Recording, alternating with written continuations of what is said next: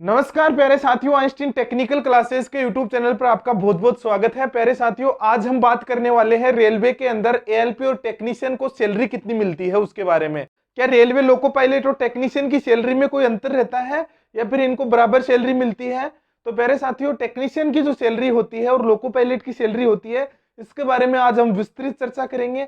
मैं आज आपको बताने वाला हूं कि रेलवे टेक्नीशियन को जो सैलरी मिलती है वो किस प्रकार से मिलती है। तो चलिए प्यारे साथियों, स्टार्ट करते हैं। उससे पहले मैं आपको कहना चाहूंगा कि यदि आप हमारे चैनल पर नए हैं तो प्लीज चैनल को सब्सक्राइब कर लीजिए ताकि इसी प्रकार के वीडियोस की नोटिफिकेशन आपको सबसे पहले मिल सके। तो चलिए स्टार्ट करते हैं। देखिए, रेलवे टेक्नीशियन ग्रेड 3 की सैलरी के बारे में हम लोग बात करेंगे जब आपकी ज्वाइनिंग होती है। देखिए, हम लोग बात करेंगे जब आपकी ज्वाइनिंग होती है। स्टार्टिंग के जो 6 मंथ होते हैं ये आपका ट्रेनिंग पीरियड होता है, ठीक है। इस ट्रेनिंग पीरियड के अंदर आपको बेसिक नॉलेज दिया जाता है, आपका डिवीजन आपको दे दिया जाता है और डिवीजन के अंदर आपको इन 6 मंथ के अंदर बेसिक नॉलेज दिया जाता है, जिनमें बहुत सारे सीनियर अधिकारी होते हैं। उसके अंडर में आपको ट्रेनिंग प्रदान की जाती है आगे की भविष्य के अंदर आपको क्या काम करना होगा उसके अनुसार। अब देखिए, ट्रेनिंग पीरियड की हम लोग बात करें तो ट्रेनिंग पीरियड में आपको सैलरी जो दी जाती है वो दी जाती है आपको बेसिक प्लस डीए। क्या दिया जाता है? आपका बेसिक प्लस डीए। यानी कि यदि आप आज की डेट के अंदर ज्वाइन करते हो तो आपका बेसिक कितना होता है? 19,900 रुपए आपके बेसिक होते हैं। प्लस आज के अनुसार हम बात करें तो आपका डीए, वर्तमान में आपका डीए जो है वो है आपका 38% भारत सरकार के अनुसार, क्योंकि रेलवे के अंदर सेंट्रल गवर्नमेंट की के जितने भी नियम है वो लागू होते हैं। तो सेंट्रल गवर्नमेंट के जो डीए है वो कितना है? 38% है। और जब बेसिक का 38% हम लोग निकालेंगे तो आपके हो जाते हैं 7562 रुपए, ठीक है। यानी कि यदि आप आज की डेट में ज्वाइनिंग करते हो तो ये आपको सैलरी दी जाती है। यानी कि दोनों मिलाकर के कितने पैसे बनते हैं? ये दोनों मिलाकर के आपके बनते हैं 27,462 रुपए, यदि आज की डेट के अंदर आप ज्वाइन करते हो। देखिए, डीए जो महंगाई भत्ता है ये आपका बढ़ता रहता है। यानी डीए जो होता है वो आपका दो बार बढ़ता है, एक बार जुलाई के अंदर और एक बार जनवरी के अंदर बढ़ता है। तो अभी देखिए, जब केंद्र सरकार या जब बजट पेश होता है तो उसके अंदर आपका प्रत्येक वर्ष डीए बढ़ाया जाता है। तो देखिए, ये कितना है? वर्तमान में 38 और अब 4% और बढ़ने की संभावना है, यानी 3 से 4% और बढ़ने की संभावना है। तो ये हो सकता है 42 के आसपास चला जाए। तो चलिए फिर भी हम लोग बात करते हैं वर्तमान स्थिति के अनुसार 6 महीने की ट्रेनिंग पीरियड में कितना दिया जाएगा, यानी लगभग 27,462 के आसपास आपको पैसे मिलते हैं। अब हम बात करें जब आपकी ट्रेनिंग पीरियड खत्म हो जाता है, यानी 6 मंथ का जो ट्रेनिंग पीरियड होता है, 6 मंथ का, जब ये पूरा हो जाता है उसके बाद में आप क्या रेगुलर सर्विस के अंदर आ जाते हो। किस में आ जाते हो? आपको क्या क्या मिलता है? देखिए, रेगुलर सर्विस में आने के बाद में आपको क्या क्या मिलता है? एक तो बेसिक मिलता है आपको, प्लस आपको क्या मिलता है? डीए, डियरनेस अलाउंस एंड महंगाई भत्ता आपको मिलता है।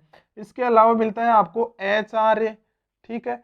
एचआरए यानी हाउस रेंट अलाउंस, यानी कि आपको रहने के लिए, रूम के लिए किराया मिलता है। इसके अलावा हम बात करें, इसमें आपको मिलता है एक मिलता है आपको ट्रांसपोर्ट अलाउंस, यानी कि जो ट्रांसपोर्ट अलाउंस है ये आपको मिलता है। अब हम बात करें, देखिए बेसिक आपकी कितनी रहती है? 19,900 आपकी बेसिक रहती है, यानी 19,900 रुपए आपकी बेसिक रहती है। अब 19,900 के बाद में डीए आपको देखिए वर्तमान स्थिति में कितना है? 38%। तो 38%, हम 19,900 का 38% निकालते हैं तो लगभग 7562 रुपए आपके इसके बन जाते हैं डीए के, महंगाई भत्ता के। अब हम बात करें, देखिए एचआरए हाउस रेंट अलाउंस जो फ्रेंड्स जो मिलता है वो आपको किस प्रकार से मिलता है? ये मिलता है आपको 9%, 18% और 27%। यानी कि आप कौन सी सिटी के अंदर रह रहे हो, एक्स सिटी के अंदर, वाई सिटी के अंदर या जेड सिटी के अंदर, किस प्रकार के शहर के अंदर आप रह रहे हो। जैसे मुंबई सिटी की हम लोग बात करते हैं तो वहां पर कितना मिलेगा आपको? जो हाईएस्ट अलाउंस है वो मिलेगा, कितना मिलेगा? 27% है, यानी कि वो 27% मिलता है। जबकि नॉर्मली हम लोग देखते हैं तो जयपुर जैसी सिटी के अंदर आपको 18% है, जबकि नॉर्मली गाँव के अंदर आपको कितना मिलेगा? ये आपको मिलेगा 9%। तो एचआरए हम लोग कम से कम लगा करके चलते हैं तो भी 9% जब हम लोग लगाते हैं तो लगभग 1800 से 2000 रुपए आपको इसके मिल जाते हैं। 9% कम से कम भी यदि हम लोग लगाते हैं तो। ट्रांसपोर्ट अलाउंस की हम लोग बात करें तो देखिए लगभग 1500, कम से कम 1500 रुपये आपको इसके मिल जाते हैं, और इससे ज़्यादा ही मिलते हैं, 1500 से 2000 रुपये के आसपास मिल जाते हैं, लेकिन फिर भी हम लोग मिनिमम लगाते हैं, 1500 रुपये आपको मिल ही जाते हैं। यहाँ से हम लोग देखिए इनका टोटल करते हैं, तो इनका टोटल करने पर आपका आता है 30,362 रुपये। कितना आता है? 30,362 रुपये, ये आपकी सैलरी बनती है। अब इसमें से देखिए कुछ कटौती आपकी और होती है। क्या होती है? कटौती, यानी डिडक्शन होता है। अब इस सैलरी के अंदर से आपकी कटौती होती है। एक तो देखिए जब आप रिटायरमेंट हो जाते हो उसके बाद भी आपको पेंशन देनी भी पड़ेगी, सरकार को क्या देनी पड़ेगी? पेंशन भी देनी आवश्यक है। इसके लिए एनपीएस यानी नेशनल पेंशन स्कीम है, उसमें 10% की कटौती की जाती है। ये किस प्रकार से की जाती है? बेसिक प्लस डीए से ये कटौती की जाती है। बेसिक प्लस डीए को मिला करके उसका 10% काटा जाता है। तो ये जो कटौती है आपकी, ये हो जाएगी आपके लगभग 2746 रुपये। कितनी हो जाएगी?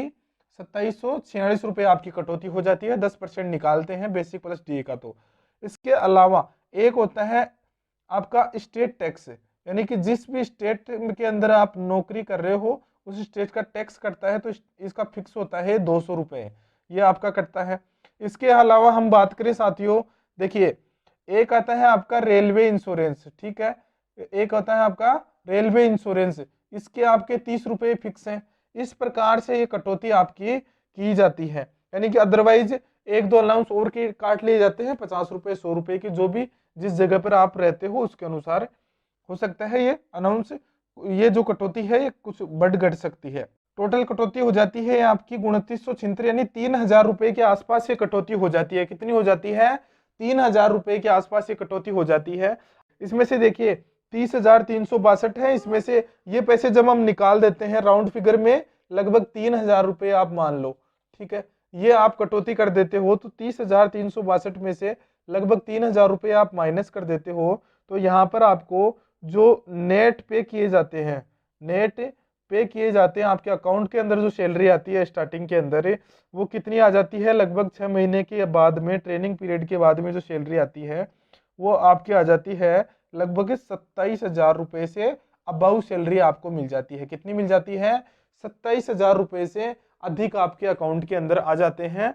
और ये देखिए ये सैलरी मैं जब बता रहा हूँ, यानी कि यदि कोई बंदा आज ज्वाइन करता है, यदि आप आज आपकी नौकरी लगती है और आज आप ज्वाइन करते हो, तो आपकी सैलरी लगभग इतनी रहती है। तो ये थी आपकी किसकी?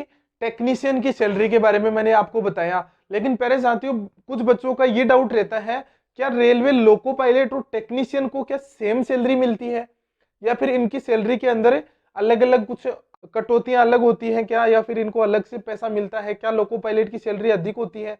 यस, ये तो होती ही है, ये तो आपको पता ही है कि लोको पायलट की सैलरी अधिक होती है, लेकिन कितनी अधिक होती है ना, इसके बारे में आपको थोड़ा सा आइडिया दे देता हूं। देखिए टेक्नीशियन को जो होता है ना, टेक्नीशियन और एएलपी की सैलरी के अंदर हम लोग बात करें तो कितना फर्क रहता है, यानी कि टेक्नीशियन और एएलपी की सैलरी के अंदर कितना फर्क रहता है। देखिए टेक्नीशियन की जो सैलरी होती है ये इस प्रकार से होती है जैसा कि मैंने आपको बताया, लेकिन एएलपी जो होता है, असिस्टेंट लोको पायलट होता है, ये क्या करता है, ये जब ट्रेन को चलाता है तो एक तो इसको मिल जाता है ट्रेवल अलाउंस। क्या मिल जाता है? ट्रेवल अलाउंस, यानी कि यात्रा भत्ता जिसको हम बोलते हैं, ठीक है। दूसरा इनको मिल जाता है रात्रि भत्ता, यानी कि नाइट अलाउंस, अलग से इनको ये मिल गया क्योंकि इनको नाइट में के अंदर भी ट्रेन चलानी पड़ती है। इसके अलावा जो लोको पायलट को मिलता है, ये आपको इनको मिल जाता है लेट अलाउंस, यानी कि जब ट्रेन लेट होती है, लेट हो जाती है किसी कारणवश, तो इनको अलग से पैसा ये मिलता है, यानी कि लगभग इससे double salary assistant loco pilot को मिल जाती है। क्योंकि देखिए इसको कितनी मिल रही है, यहाँ पर टेक्नीशियन को कितनी मिल रही है? 27,000 रुपए से 30,000 रुपए के आसपास है, तो इससे double salary assistant loco pilot को लगभग डबल सैलरी मिल जाती है, क्योंकि इसको अलग से अनाउंसेस, बहुत सारे अनाउंस मिल जाते हैं। और जो असिस्टेंट लोको पायलट के अलावा जो लोको पायलट हो जाते हैं, उन लोको पायलट को तो लगभग जो असिस्टेंट लोको पायलट होता है उससे भी लगभग 1.5 गुना पैसा मिलता है। इसका कारण ये होता है क्योंकि उसकी सैलरी, उसका जो समय है, नौकरी का समय होता है वो बढ़ चुका होता है, उसी के अनुसार उसका जो बेसिक होता है वो भी बढ़ चुका होता है। इस प्रकार से उसको जो अलाउंसेंस होते हैं, यानी कि उनको जो भत्ता दिए जाते हैं वो बहुत ज्यादा बढ़ जाते हैं। इस प्रकार से लोको पायलट की सैलरी बढ़ करके मिलती है। तो चलिए प्यारे साथियों, ये थी आपकी सटीक इन्फॉर्मेशन। तो प्यारे साथियों, वीडियो आपको कैसा लगा? यदि आपको ये वीडियो बहुत अच्छा लगा हो तो वीडियो को लाइक कर दीजिए, और यदि आप हमारे चैनल पर नए हैं तो चैनल को सब्सक्राइब कर लीजिए, ताकि इसी प्रकार के नॉलेजेबल वीडियोस की नोटिफिकेशन आपको सबसे पहले मिल सके। चलिए प्यारे साथियों, आज के लिए इतना ही। Thank you so much. जय हिंद, जय भारत।